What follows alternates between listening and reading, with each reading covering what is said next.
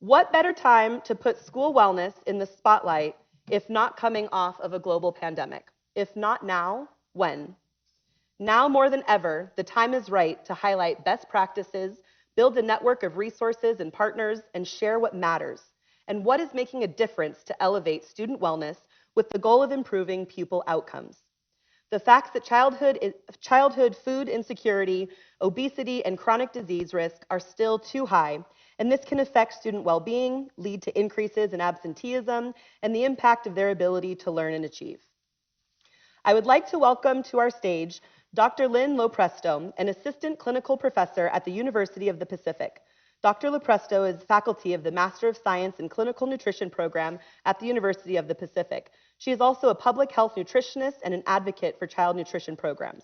Dr. LoPresto began her career as a clinical dietitian and transitioned to health education and public health after experiencing firsthand that many health conditions could have been prevented.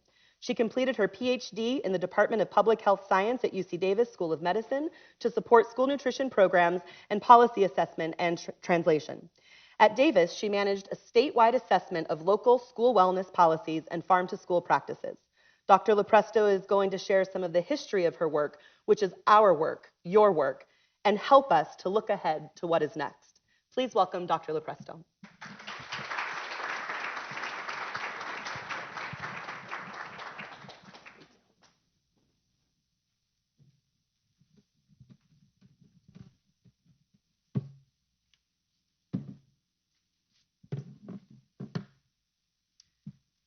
Good morning, everyone. It's nice to be here. Thank you for that lovely introduction. I think she gave you a little background on me. And what I thought that I would do, I should be next. Get this going in the right direction. And again, I'm Dr. Lynne LoPresto, but everyone calls me Lynn. So please reach out if you want to talk anytime that we're here. I'm happy to. I love learning all about what you guys are doing too, because it helps inform the work that I do. So I want to get started, and I thought she gave you a little background of what I do, but I wanted to point out that I've worked in wellness policy and school wellness for at least 20 years now in various capacities. My first job after leaving the hospital was working with Marin Health and Human Services, and they put me on school wellness. And that was in the early 2000s, right, as wellness policy was just starting. And so I was trained by Jan Lewis and Mike Danzig and Heather Reed in the first round, and was the person in Marin County who basically helped organize all the original wellness policy stuff, and I helped every district write their wellness policy and sort of went through with that. Then I started teaching at Dominican University of California, and I was teaching future health professionals and future teachers. And I like to teach and learn by doing. So having been the person in the health department going out to the schools, I decided to bring an army with me. And I thought that these future professionals learning hands-on in the schools would be a great thing. So we did everything from work with the garden coordinators on tasting the fruits and vegetables. We brought equipment from Dominican. This is a stethoscope that the kids can hear their heart, and so can the leader here. So we worked with physical activity. We supported food pantries on campus. We even did some gleaning. And those of you who know Miguel Villarreal in Novato Unified School District, we were out gleaning and supporting in that way. So I loved doing that work, but one of the things that I found frustrating was I didn't think we were always doing a good enough job on the evaluation to prove how important that our work was. And I was really frustrated when we'd get funding and then it would get taken away. And it was just sort of this push me, pull you. So that's when I decided to go back and finish my doctorate at UC Davis. And one of the projects they had me work on was this evaluation of wellness policies. So we did a focus on low-income districts in California in 2018. I'll be talking about that more tomorrow, but I will sort of touch on that as we go through the talk today. So as she mentioned, my goals for today, I want to review the background context for wellness policy just as a starting place for how have we done with that, where do we go next. I want to look at some of the research data, being faculty in an evaluator, I end up spending a lot of time reading research. So I want to talk about some of that, interpret the outcomes, and then some of the challenges that remain, and the impact of that on our food wellness environments as well as childhood obesity, the findings of these local school wellness policy evaluations, the challenges that remain, and then some next steps. So I want to make sure that you all know about data that's available to you that you can use as you're going forward with your triennial assessments and reevaluations, models to promote local school wellness policy engagement, and then hopefully provide some ideas for inspiration. So if we go back to where it all started, this is basically the history of my career. I was working in hospitals in the 1990s and seeing people dying of things that were preventable. And so I jumped into public health on this side of it. And in the beginning, we just knew it was a problem. Didn't know exactly what we were supposed to do, but they just said, start doing stuff. So we did. And it got worse. Oops, wrong direction. And what we saw also at the same time that the obesity was spilling over to kids, the number of kids who were obese tripled from 1980 to the 2000s. We saw dramatic increases in chronic diseases in kids, especially type 2 diabetes, which is usually what people who are older get. We saw a widening of the disparities, students of color having even higher rates. And at the time, some of you may have been working in the field as long as I have. In the mid-2000s, this is a video. I provided links to all of these if any of you want to look at them, and I think the notes will be available sometime. But this is a video of all of the living US Surgeon Generals who got together and stood shoulder to shoulder, and they talked about the threat of child obesity and obesity even as a national security threat, because young people weren't passing their military physicals. So this was the backdrop, and then we had the research coming out. This is a study in the Journal of the New England Journal of Medicine, and it talked about that the youth of today, and at the time they were saying children born in 2000, which are 20-year-olds today, were the first generation predicted to have a lower life expectancy than their parents. So I know a lot of you already know this, but I just want to remind you, at the time, it was no less politically tumultuous and divisive, really. Maybe it's a little worse now, but somehow Congress got together back in the early 2000s and they passed our first wellness policy bill unanimously. And that's because it went all the way up to this threat to national security, right? And we all know the basic rule here, but it was that you just had to have a wellness policy in your school district. And they really wanted each district to figure out what should be in that wellness policy. You just had to set goals for nutrition and physical activity in your school food environments. So again, as I said in the beginning, we didn't really know what to do. We just knew we had to do something, and we learn in the process. So the Healthy Hunger Free Kids Act came out, and it gave some more guidance. So back in the beginning, you just had to set standards for food on your campus and nutrition standards, and they were all over the place. And so tightening that up, they finally decided that the USDA should be the place that sets those standards. And then we also started understanding the built environment and food insecurity. So the community eligibility came as part of this as well, and limiting marketing and smart snacks. So we learned over time, and we started building these different things. We also realized that if you just had this policy and there was not really a definite requirement, if you ever had to relook at it again, that we had to tighten up on that a bit. So that's how the triennial assessment came about, and then the Farm to School program was a way that districts could actually, to help districts provide that fresh fruits and vegetables and also benefit our agricultural economy as well. So this all grew over time, and then again, it took a little bit longer to just get to that point with the final rule saying now everybody has to comply with this. So it was a process, and we're still in that process, but we've made a lot of strides.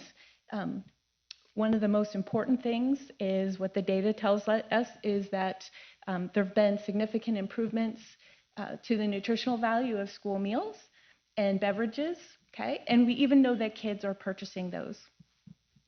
Can I just ask a technical question? I don't see anything on that screen. Got it? Okay. So that's why I'm turning and looking this way. I got to make sure I know what's on my slide. And then also the USDA school meal cost study, the latest one just came out, and what it told us is that the kids who are actually eating school lunches and breakfasts actually eat healthier than the kids who don't get the school lunch and breakfast. So that was pretty profound.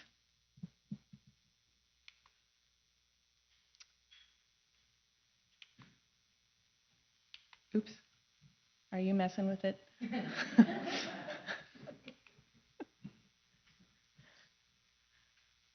So the next slide talks about COVID.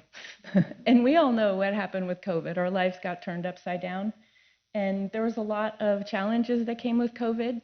But when we look back at the data pre and post COVID, what my next slide is going to tell us is that what you guys do really, really matters. And what the data tells us is that with school closures, childhood obesity rates started going up. And what we were told back in the beginning is we were supposed to turn that around, but then quietly they were also saying, we want to turn it around, but we don't know if we can. It might take a generation, but one of the biggest things that we can do is at least stop obesity from going up. That would be a really important thing, and we did that for sure. So when the schools closed for COVID, childhood obesity rates started going up. In all BMI categories, age categories. And so basically that tells us the work that you guys do really matters, and probably matters even more, because what we now know is that child poverty has also gone way up because of all the changes in the economy, COVID related, climate related, all kinds of things. So great job of everyone who's been doing all this work for so long. And I know that COVID was challenging, but we need to keep going. And maybe we need to even dig in a little bit harder. So I will talk more about my study tomorrow, but the bottom line is it's pretty similar to the data across the country. And what they're telling us is that policies, the quality of wellness policies has improved, but it's still pretty inconsistent. So we have a lot of room to grow there. And what we also know is that there's high rates of adoption of model policies nearly verbatim. So that's the opposite of what the original intention was. It was for each district to write their own policy that was really relevant to them. But most districts are simply just copying and pasting a model policy. What that tells us is that on the ground, that engagement in the wellness policy process is probably pretty low, and that is understandable. I think COVID also told us that wellness policy and obesity and chronic disease is not the only problem that districts are dealing with, whether it's health, all across the board, right? So we get it, everyone gets it, that schools are really, really, really busy. But I hope with some of the data that I present in the second part that you'll see how it actually really all fits together, and that we have to find ways to look at it that way. And as was said earlier, the rates of childhood food insecurity, obesity, and chronic disease are still too high, and especially with food insecurity and health disparities are still too high. So we still have a lot of work to do in those areas. So what I want to talk about now are ideas to increase district engagement in the wellness policy process. And I want to also encourage you to think about problems like child obesity, food insecurity, and so on, as an adaptive challenge. This is the work of Ronald Heifetz and Marty Linsky from Harvard Kennedy School of Leadership. And they talk to leaders and emphasize the difference between adaptive challenges and technical problems. So adaptive challenges require a different kind of response. A technical problem is something that can be easily identified, and we often know the solution. And the responsibility for action lies in leadership.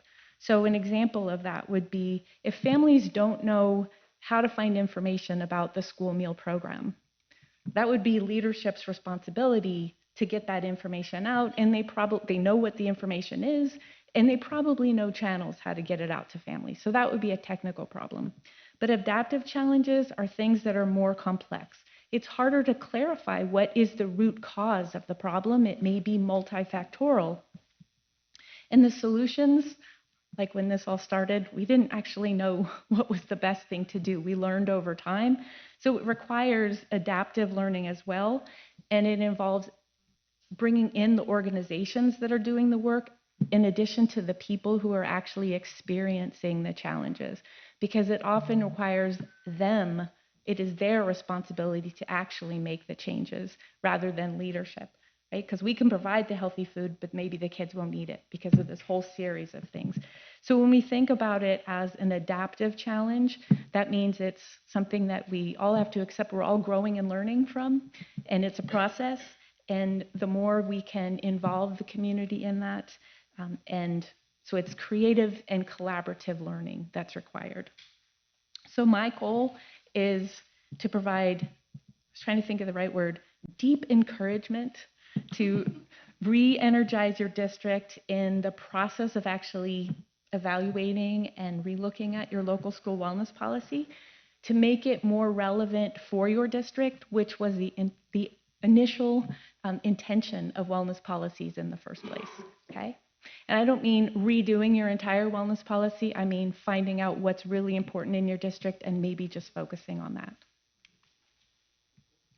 So just some ideas. Some of these have already been mentioned. We've talked for years about the different connections like learning. We know that basically healthy eating is definitely tied to learning, as well as physical activity, absenteeism. Just having a school breakfast program is shown to reduce absenteeism, right? Physical health, obviously diet quality, physical health. We have growing climate emergencies. How many of you have experienced days that your schools had to be closed, whether it's extreme temperature, whether it's smoke, right? So how do we keep the kids adequately hydrated? Do we have adequate access to drinking water on our campuses? This is only going to increase, sadly, in time. And then we have all the sustainability issues, understanding farm to school, waste management. Safe routes to school is also another way, getting kids walking to school. So I'm going to frame some of that and also encouraging you to embrace your data. How many of you actually look at the data in your school district? Like you go to the ed data, see a couple hands, right? And I have found that to be really powerful talking to school districts, talking to the school board. They didn't look at some of that data and they're like, oh, really? And then they make a different decision.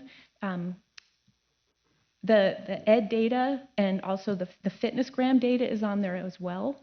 And so that's from the President's Physical Fitness Challenging. You have information on body composition for the kids. You have their fitness levels.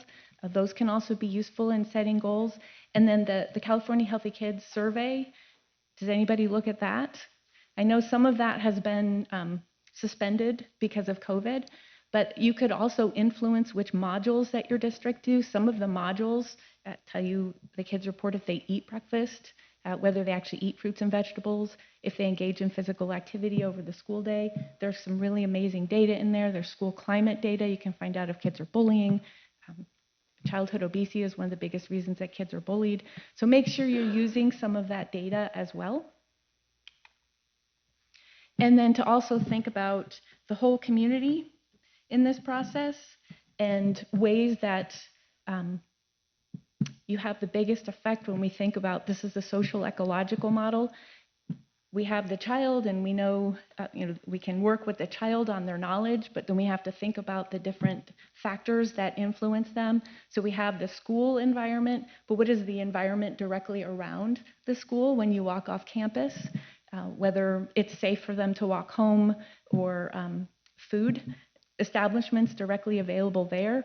We also have sectors of influence, which are local policies, local laws, state laws. How can all of these things be brought in to help support what you're doing? Are there local people working in these areas that can also offer support, or policies that can be used to then help support what you're doing, even grant funding?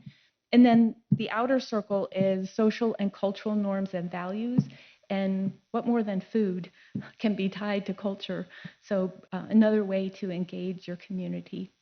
So we often use the social ecological model in public health to frame things. I know that the whole school, whole child, the whole community, whole child, the WISC model is something that's talked about a lot, and you're going to hear from other people today talking about ways that they've successfully done that. But a lot of wellness policy is directly aligned with the WISC model. It was done on purpose that way. So another way that you can not only engage your school community, but then people who are in your local community, health professionals, agricultural community members. So a lot of people are going to talk about ways they've done that successfully, and then also framing it in WISC and then tying it to the local control funding formula. And there's going to be some speakers talking about how they did that, and we're actually able to set aside money for that elusive school wellness coordinator.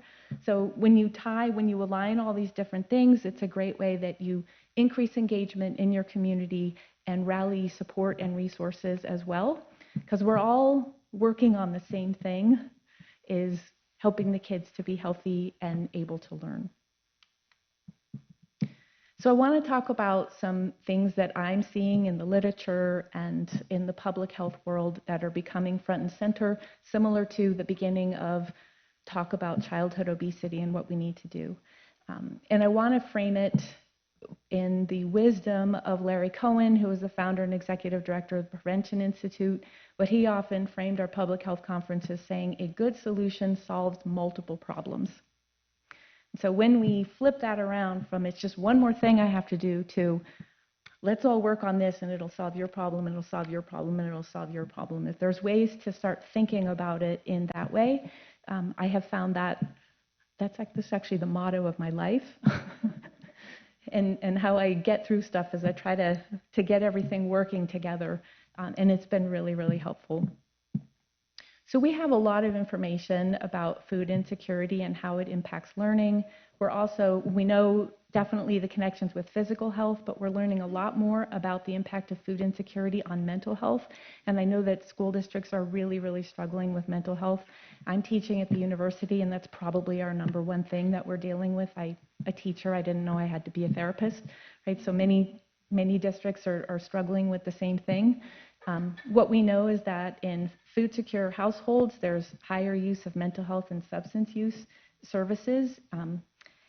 We know that food insecurity is associated with higher odds of asthma and wheezing among children, which is one thing that keeps kids out of school.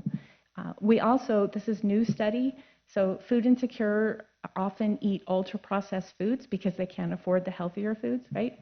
So a new study recently came out showing that a diet high in ultra-processed foods is associated with higher rates of depression and also lower brain volumes in the area of reward processing and conflict monitoring. So as teachers, we know that we've seen this link between poor diet and lack of focus in the classroom. We now have evidence showing that, and those areas of the brain are the ones that are tied with attention and focus, right? So we're getting the data to support all the work, the stuff that we've kind of known intuitively, but we have the data to back that up now. This is from the CDC. I don't know if any of you've seen it, but they're also talking about this way of solving multiple problems, right? Solving multiple problems with one good solution. So school nutrition policies and practices can also support the social emotional climate, which is also tied to the local funding control. So this is their model of bringing them together, and with the arrow, I've pointed to, hopefully I can read this from here.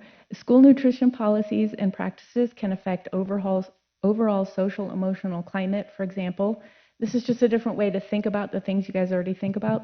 Providing adequate seat time for meals is an opportunity for kids to socialize and connect with their peers.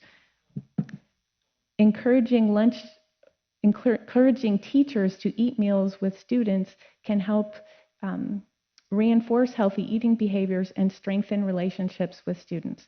Communicating to parents and teachers and staff about access to school meal programs and the benefits of these programs can have to promote equity. So I know a lot of you know these things, but this is the CDC putting it in writing that we can share, with the committee, saying these things really matter. The last one is tied to reducing stigma about the free and reduced meal program, and Universal Meals is already doing that for us, right? So there are these important links and how we can solve multiple problems with one solution. I bring up climate as well because we've been seeing it in the scientific literature, the terrifying news, for a long time. And this was just last month, the end of September. This is Time magazine. And bringing this front and center. And I think that we're going to be seeing more and more impacts of climate change just in our daily lives. And I just learned this week that the California Department of Public Health now has an Office of Climate Change and Health Equity. And their issue is addressing growing health issues and using health as a frame to motivate climate action. So they were talking about more actions and maybe legislations and things that will be coming down. Our governor has been supporting lots of efforts, including farm to school and so on. And what we know is that the changes in our climate are affecting everything from even our ability to grow food, the extreme heat and weather emergencies we're getting, to the places where our concern is making sure we can adapt. And if it gets worse, are we going to be able to adapt? So I have also heard this being talked about as a national security threat, and it's hearkening back to the beginning of child obesity and bringing in legislations asking us to deal with things on the ground.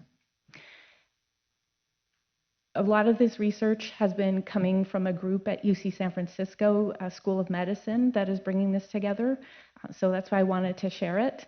They also had a psychologist coming in and saying, yes, we're all dealing with high rates of anxiety and mental health issues in kids. So they had a psychologist come in and talk to us about climate anxiety in young people. This is data from a Lancet report. This was actually done over 10 countries in 16 to 25-year-olds, and the data tells us that nearly 80% of young people that were approached said they felt worried or extremely worried about climate. More than 45% of those questioned said feelings about climate affected their daily lives. 3/4 of them said that they thought the future was frightening, and over half said they think humanity is doomed. So our kids are thinking about a lot, right? And we're all just trying to cope. Some of the biggest things they said is some of the kids felt like, the young people felt like the adults aren't doing anything, right? But they also left us with that climate education tied to taking positive action actually reduces anxiety and inspires hope. So they were encouraging us working with young people to help to find ways that we can do that. And school food environments and physical activity environments can serve as a means to positively impact student health and taking positive actions towards improving environmental sustainability. So depending on the priorities and the issues that you're seeing in your local communities can be a great starting place here. And if you're in a community that's a little more conservative about this, there are two parts to addressing climate. There's the obvious mitigation piece, and this is how we reduce our waste and reduce our greenhouse gases. And I know that Farm to School has been a great support, and I'll talk about that again. But I also want to talk about the climate adaptation side, and this is where public health really comes in. So how are we dealing with school closures because of climate emergencies? How are we dealing with what we learned from COVID is that the best place for the kids is actually at school. And so what can we do to protect them at school? How can we address hydration? So what we know is that hydration is essential. We know that extreme heat days are increasing. Water access across campus is really important, but a few sips from a drinking fountain is not enough to stay hydrated. When I talk about a good solution solves multiple problems, the water people from the Nutrition Policy Institute and Packard Children's Hospital have been doing tons of studies. They just did an intervention in East Palo Alto, and it was an intentional drinking water promotion and access program. So it included standards-based education. The kids got drinking water bottles. There were refill stations installed. They had water breaks and so on. And what they ended up doing was improving the water consumption and actually reduced body mass index in the kids over that 2-year period. So what we're learning is the Rethink Your Drink campaign that you guys are all doing matters, and really having that intentional, but you want to make sure you're increasing the access as well as that education. We know that water breaks are essential during heat waves. And how are you working to set that up? Is this something that should be in your wellness policy? And does physical education need to be tied in that? So when are kids taking their water breaks during the school day? Where are the drinking fountains actually located? So the CDC and also the Nutrition Policy Institute, UCANR, have some great resources on this. I'm sure many of you have heard some of that. I was able to work with them on a project pulling together a research brief, and they presented some of the things that they had done. This was a photo essay contest out in the school districts, and they had the kids take pictures of the drinking fountains in their districts. Would you want to drink from that drinking fountain? No? So what they put together is they said, do this, not this. And each of these resources provides really important information on what's important. So it has a refill station. It's clean, it's inviting. They have, if you don't have a water bottle, they have cups available. And then they even have their educational materials here to promote drinking water. So that's the ideal situation. You want to have that accessible in the cafeteria as well as strategically around the campus, so that everybody has access to that. And the original photo essay project that they did, the overall outcome was that as most of the kids pretty much had a negative experience of the drinking water access in their districts. But if they turned it around like this, they were able to change that perception. So we know that it really matters. And that skills-based education is also really important. So you're going to have a couple of people presenting that as well, making sure that it's not just that they know that they need to drink water, but they set goals for that. They learn decision-making skills. So make sure you're tying in that evidence-based education. And then last but not least is the climate mitigation side. And Farm to School provides this amazing opportunity. What we know is the national trend is increasing. I was also involved in an evaluation of the National Farm to School Census. So we know that for sure Farm to School is increasing in California, and we have a lot of support, but we still know that there are some disparities, particularly in rural districts and in small districts. Probably a lot of that has to do with funding and access, which we hope will improve with all the support that's going into that. And there are so many benefits around local food procurement, not just the health of the kids, but we also know on the local agricultural economies, and also that potential to reduce greenhouse gases. And to make sure that we're talking to kids and connecting the dots for them, that it's not just we're forcing you to eat this, but this is how you can take positive action as well, and help them see how they're becoming part of that. So I just want to sort of tie that together then again with the farm to school approach.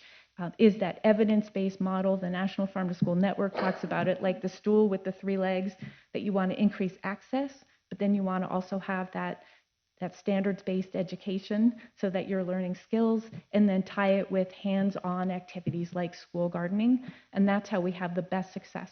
So you can hand a kid this amazing pixie tangerine that was picked a couple of hours ago, but they might not eat it because they don't know how.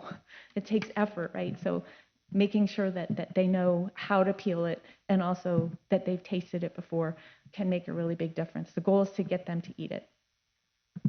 So I want to end with 2 thoughts. One, having been the person on the ground helping write all those original wellness policies, and then having those students come to me later in college and then learn all of this on the ground, it just was a big wake-up call when they said, oh my God, when you took our sodas away, because they were the kids that were the original round, like when you did this to us, we thought you were just controlling us. You were trying to help us.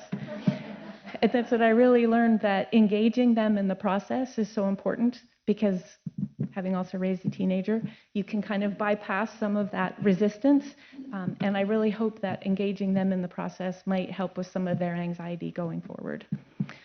So these are the wisdom of the World Health Organization. An effective school health program can be one of the single most cost-effective investments a nation can make to simultaneously improve education and health. So I hope that you guys will find inspiration over this time to be able to go back to your districts and focus on one important thing and see how you can develop that and bring it into your wellness policy. Thank you.